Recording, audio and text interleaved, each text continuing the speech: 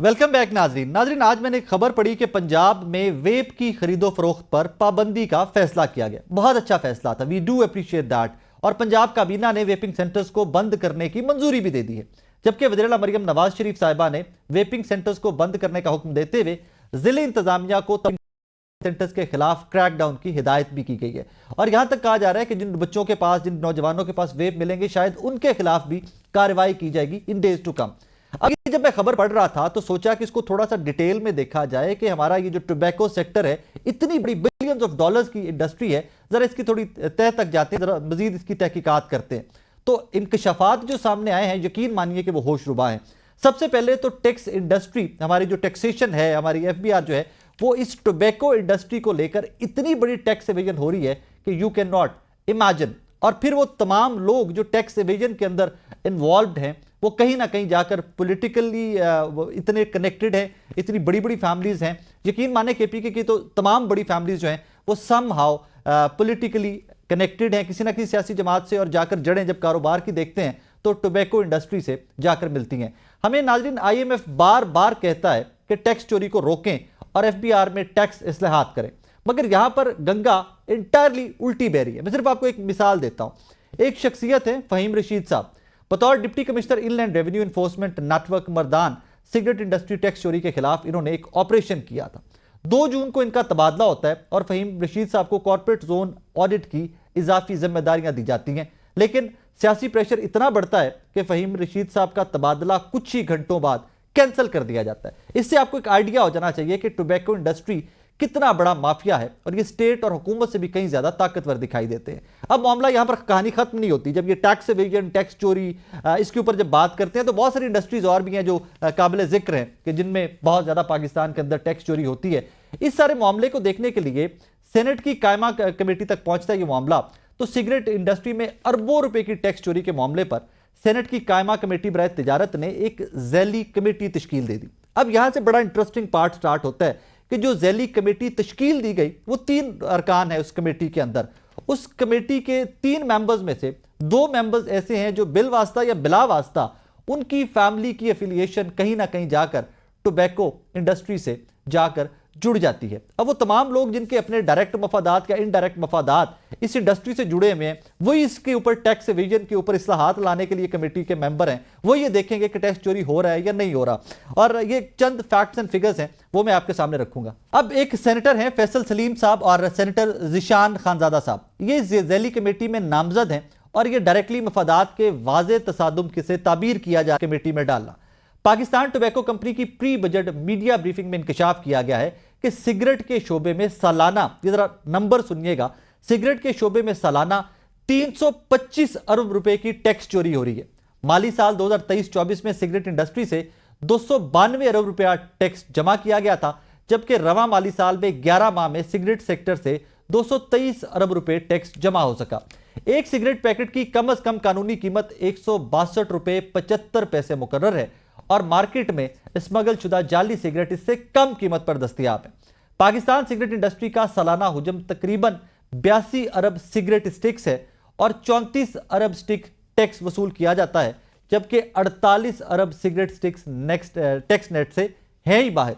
इस सब के बाद अब एक ही सवाल उठ रहा है कि ऐसी कमेटी बनाकर क्या सिगरेट इंडस्ट्री की अरबों टैक्स चोरी को क्लीन चिट देने की तैयारी की जा रही है, या वाकई में हुकूमत और ये कमेटी और ये सेनेट की कमेटी ये वाकई इंटरेस्टेड है कि जो अरबों खरबों रुपए का टैक्स चोरी हो रहा है इस एक इंडस्ट्री से, इसको वाकई टैक्स नेट में लाया जाए। बिकॉज मुझे तो बार बार यही बताया जाता है कि अभी कड़े फैसले करने, अभी रिसेंटली शहबाज शरीफ साहब ने कहा कड़े फैसले करने का वक्त आ गया, कड़े फैसले करने पड़ेंगे। और फिर माजी में तो हमें कहा जाता रहा कि हमने जनाब सियासत कुर्बान की है, रियासत बचा ली है, हमने अपना ये कुर्बान किया है, रियासत बचा ली है। तो भाईजान कहानी ये है कि अगर आप इस एक चीज़ के ऊपर स्टैंड ले जाएं कि आप जो टैक्स चोर हैं, जो माफिया है, इसके खिलाफ स्टैंड हुकूमत और रियासत और हमारे इदारे ले जाएं तमाम मिलकर, FBR टैक्स को टैक्स नेट ले है, तो इमेजिन कीजिए कि कितना पैसा कौमी खजाने में जमा होगा। नाज़रीन, इसी सारी सूरत हाल पे बात करने के लिए हमें ज्वाइन किया है सेनेटर सैयद सरमद अली साहब ने। ये जो सेनेट की कायमा कमेटी तिजारत है उसकी ज़ैली कमेटी का ये कन्वीनर हैं। सैयद साहब अस्सलाम वालेकुम सर। जी अस्सलाम वालेकुम जी सर, कैसे मिजाज है आपके? खैरियत से? आप ठीक ठाक हैं? जी अल्लाह का फजल ठीक ठाक। सर, आए दिन हम सुनते हैं, खबरें देखते हैं कि आईएमएफ ने कह दिया कि जनाब टैक्स नेट को बेहतर कीजिए, हमारा एफपीआर टैक्स नेट की बेहतरी के लिए बड़ा काम कर रहा है। लेकिन सर, आज कुछ रिसर्च कर रहे थे हम टोबैको इंडस्ट्री के ऊपर, कोई 300 प्लस 300 बिलियन प्लस की टैक्स एविजन सिर्फ एक सेक्टर के अंदर सर। लेकिन असल में एक सेक्टर के ऊपर नहीं है, काफी चीजें और भी हैं। लेकिन 300 अरब की जो बात करते हैं वो बेसिकली एक एक असम्पशन है कि 300 अरब रुपए की टैक्स इवेजन नहीं है खाली। इसके अंदर तीन फैक्टर हैं। एक तो बेसिकली फैक्टर जो है वो ये है कि जो स्मगल्ड सिगरेट्स के ब्रांड्स पाकिस्तान में आ रहे हैं और वो बगैर किसी सेल्स टैक्स और ड्यूटी के बिक रहे हैं, और ना उनके ऊपर कोई हेल्थ वार्निंग है, ना उनके ऊपर कोई सेल्स टैक्स है, ना कोई ड्यूटी है। वो मार्केट में जाते हैं 150 रुपए के 140 रुपए का पैकेट जो है वो बिक जाता है। और जो हमारा लोकल प्रीमियम ब्रांड है उसमें तो तकरीबन कोई 381 रुपए की गालिबन जो है, नहीं 481 रुपए की गालिबन जो है ड्यूटीज और टैक्सेस की मद में उनको देना पड़ता है। जो एक इंटरनेशनल स्टैंडर्ड है उसके मुताबिक ये है कि 70% जो कीमत है, ताकि इसको क्योंकि सेहत के लिए मुजर है, तो वो कहते हैं कि जी की टोटल कीमत है उसको 70% जो है वो टैक्सेस की मद में दिया जाना चाहिए, ताकि इसको एक्सपेंसिव कर दिया जाए और लोग खरीद ना सकें। पाकिस्तान में ये तकरीबन कोई 85% के करीब है, इट्स ऑन हायर साइड। और ये है, और जो लोकल ब्रांड्स हैं वो ऑब्वियसली इसकी जद में आते हैं और वो नहीं compete कर सकते इतने सस्ते ब्रांड्स के साथ जो स्मगल होके आ रहे हैं। दूसरी चीज जो है वो बेसिकली वो कहते हैं कि जी जो फेक प्रोडक्ट्स बन रहे हैं, यानी जो स्पूरियस प्रोडक्ट्स बन रहे हैं, लोग काउंटरफीट्स बना रहे हैं। तो वो एक सिगरेट है, पाकिस्तानी ब्रांड है किसी कंपनी का, तो उसकी काउंटरफीट जो है वो हमारे लोगों ने बनानी शुरू कर दी है। अक्सर आप सुनते हैं कि लोग कहते हैं कि जी एक सिगरेट की टेस्ट इस्लामाबाद में कुछ और होती है, मुजफ्फराबाद में कुछ और होती है, और उसमें से गला जो है ज्यादा पकड़ा जाता है, ज्यादा खांसी आने लग जाती है कि, तो वो बेसिकली उसमें इस किस्म की चीज पाई जाती है कि शायद वो काउंटरफीट्स हैं जो वहां बन रहे हैं। तीसरी चीज जो है वो बेसिकली जो track and trace system FPR ने बनाया है, वो जो लाजमी है कि तमाम जो टोबैको कंपनीज हैं पाकिस्तान में उनमें वो इम्प्लीमेंट किया जाए। अभी तक की जो इन्फॉर्मेशन है उसके मुताबिक 3 जो कंपनीज हैं उनके ऊपर इम्प्लीमेंट किया गया है। 2 जो हैं वो मल्टीनेशनल कंपनीज हैं और एक लोकल कंपनी है केपी की, जिसके ऊपर जिन्होंने उसको इम्प्लीमेंट किया। बाकी जगहों पे बाकी जो फैक्ट्रीज हैं उनके अंदर उसकी इम्प्लीमेंटेशन इफेक्टिवली नहीं हुई, जिसकी वजह से टैक्स इवेजन की सेनेटर साहब, यहाँ पे ये जो आपकी कमेटी बनी है ना, जो 3 रुकनी कमेटी बनी है, मुझे बड़ा अच्छा लगता है कि इस तरह की डेवलपमेंट्स को लेकर के हम जो आम आदमी के ऊपर बोझ डाला जाता है टैक्सेस का, वो मल्टीनेशनल्स को पकड़िए या बड़ी कंपनीज को पकड़िए जहां से आपको बिलियंस ऑफ रुपीज टैक्सेस के आ सकते हैं। सर, ये जो आपकी 3 रुकनी कमेटी के 2 सेनेटर्स हैं, वो डायरेक्टली या इनडायरेक्टली समहाउ, ये तो खुद इल्जाम है कि ये सिगरेट की इंडस्ट्री से इनकी फैमिलीज डायरेक्टली कहीं ना कहीं इन्वॉल्व हैं समहाउ इस बिजनेस से। ये इल्जाम हैं, लेकिन फैसल साहब ने आज बहुत क्लियरली बताया। उन्होंने कहा कि मेरी फैमिली इन्वॉल्व है, लेकिन मैं अब इन्वॉल्व नहीं हूँ, मेरा कोई ताल्लुक नहीं है टोबैको के साथ। मेरी फैमिली मेरे रिश्तेदार हैं जो लेकिन इसके अंदर इसलिए भी जरूरी है कि जो लोग टोबैको को शायद समझते हैं, इसलिए शायद उनकी रिप्रेजेंटेशन होगी। तो सर फिर वो जो समझते हैं इंडस्ट्री को अपने मफादात का बचाव करेंगे या वो टैक्स के नेट के अंदर लाने के लिए करेंगे? नहीं, मेरा नहीं ख्याल कि वो अपने मफादात को करेंगे। जब आदमी पार्लियामेंट में आता है और लेजिस्लेटिव बनता है, तो वो अपने जाती मफादात को एक तरफ बालाताक रख के वो आके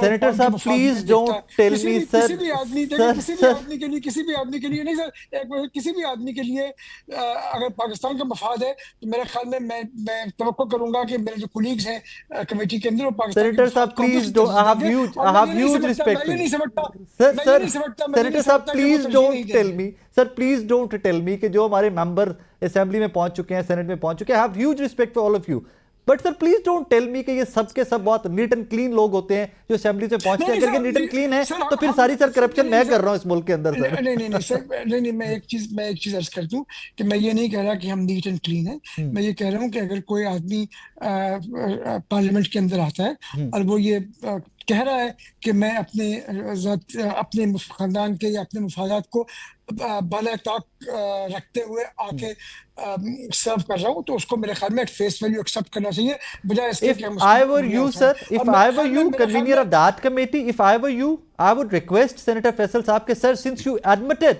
कि आपकी फैमिली की टाइज हैं, आपका बिजनेस डायरेक्टली डायरेक्टली है, प्लीज अलग हो जाएगी इस कमेटी से। मेरा नहीं ख्याल कि इसकी जरूरत है। मेरे ख्याल में full confidence in senator Faisal, और मेरा नहीं ख्याल कि कोई ऐसा इशू है इसको हम खामखा में sir then being Pakistani, let me give you one more idea sir. एक और दरखास्त sir, my suggestion, my humble submission sir. लोगों के ऊपर इस तरीके से नहीं करना चाहिए। और मेरे ख्याल में sir I only said one thing sir, मैंने सिर्फ एक कहा है कि people claim that his family is involved in that business and you said that yourself, yes he is और his family is. Sir one more humble submission sir.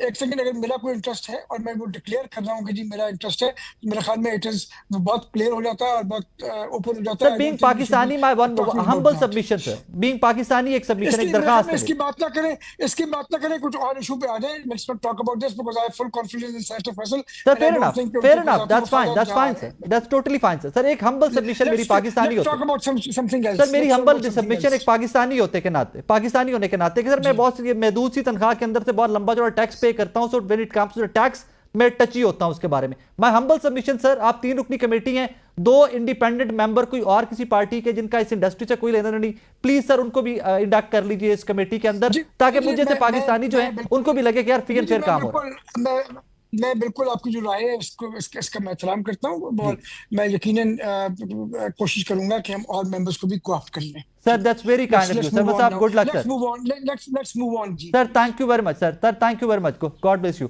नाज़रीन, जनाब Syed sir हमारे साथ मौजूद थे। Yes he did admit that कि senator Faisal साहब ने एडमिट किया हुआ है कि yes his family is involve in tobacco business, but Faisal साहब का अपना कोई लेना देना नहीं है। बट बीइंग पाकिस्तानी मेरी हम्बल सबमिशन फैसल साहब से भी होगी कि सर जब इल्जाम आते हैं तो साइड पे हो जाना, छोड़ें, आपका क्या लेना देना, आपने बिजनेस छोड़ दिया, आपका उस बिजनेस उस इंडस्ट्री से कोई लेना देना नहीं। इंडिपेंडेंट इंक्वायरीज होने दें, इंडिपेंडेंट इसको टैक्स से हाथ जो है उस सारे मामले को देखने दें। सो आई होप कि हमारा ये क्लिप जो है वो FBI तक भी पहुंचेगा। FBI इस वक्त बहुत सीरियस है, मैं ये आपको इन्फॉर्मेशन बेस बता रहा हूँ कि टोबैको इंडस्ट्री के टैक्स नेट को लेकर FBI हमारे इदारे बहुत सीरियस है, हमारी गवर्नमेंट बहुत सीरियस है। दैट इज द रीजन कि मुझे कुछ होप नजर आ रही है कि ये 200-300 अरब का जो तखमीना लगाया जाता है, जो 200-300 बिलियन रुपीस का तखमीना लगाया जाता है, हम पॉजिटिव कि इसके ऊपर इंशाल्लाह कुछ ना कुछ अच्छी डेवलपमेंट होगी। अपना बहुत सारा ख्याल रखिएगा, तो याद रखिएगा। अल्लाह हाफिज।